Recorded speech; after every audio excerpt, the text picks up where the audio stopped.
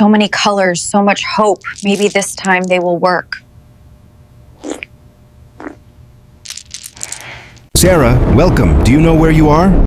I'm dead, aren't I? I finally did it. I'm finally done. Done, Joe. Esther, you've only just arrived at the most important conversation of your existence. Important?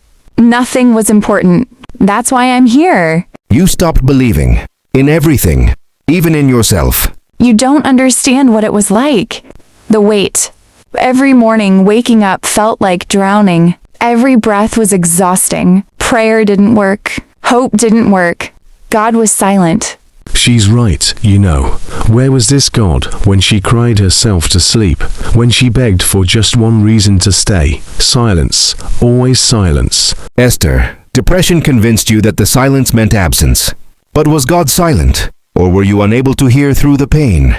Don't make this my fault. I tried so hard. Esther, my child, stand up. This is not a courtroom. Then why does it feel like one? Why do I feel like I'm on trial? Because she's on trial. She rejected you. She cursed your name. She took the life you gave her and threw it away like garbage. She's mine now. She is not yours. She never was. I did stop believing. That's true. I stopped praying. I stopped going to church. I stopped caring. Depression turned everything gray. And you felt like a fairy tale I'd outgrown. But do you remember the morning light that came through? Your window even on your darkest days? What? Do you remember the friend who texted you at 2 a.m. exactly when you needed it? The song on the radio that made you cry because someone understood? The stray cat that appeared on your doorstep and wouldn't leave? Coincidences. Random chance. Were they? Or were you so convinced I had abandoned you that you couldn't see? Me in the small mercies, the quiet interventions. The love that kept showing up even when you couldn't feel it. But I stopped believing in you. I never stopped believing in you. Look at her. She gave up. She chose death over faith. She abandoned everyone who loved her, her mother, her sister, her friends. THAT is unforgivable. I know. Don't you think I know that? I saw their faces every day and I still couldn't stay. The pain was too much. I was too broken. You were not broken. You were wounded. There's a difference. Then why didn't you heal me? Why didn't you take away the depression? I begged you. 4 years I begged. And do you remember the therapist you finally called? The medication that you almost didn't try? The support group someone told you about? Those were people, science, not God. I work through people, Esther, through science, through medicine, through the hands that reach out in darkness. You prayed for a miracle, but you wanted it to look a certain way. When I sent help in human form, you called it coincidence. But she killed herself. She committed the unforgivable sin. You have laws. You have rules. She broke them. Not the accountant of sin. This child was in agony beyond what her mind could bear. So, I'm not damned? Esther, depression lied to you. It told you that you were worthless, that you were a burden, that the world would be better without you.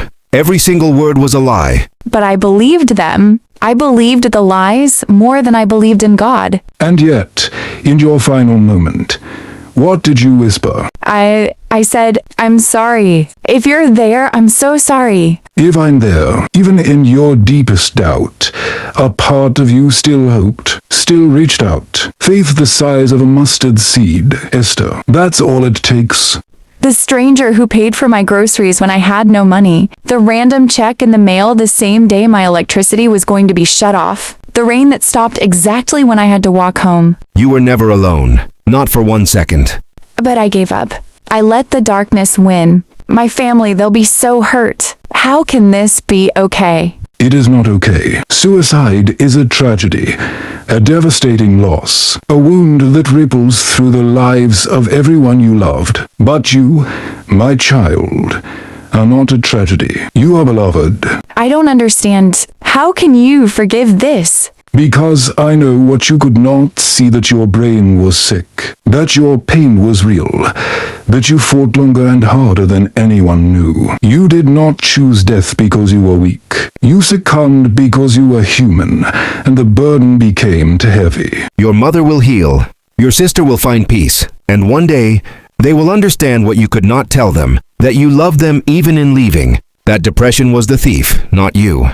I wanted to stay. I really did. I just couldn't see how. I know, and now I offer you what you couldn't give yourself on earth: peace, rest, healing, and the truth that you were always worthy of love.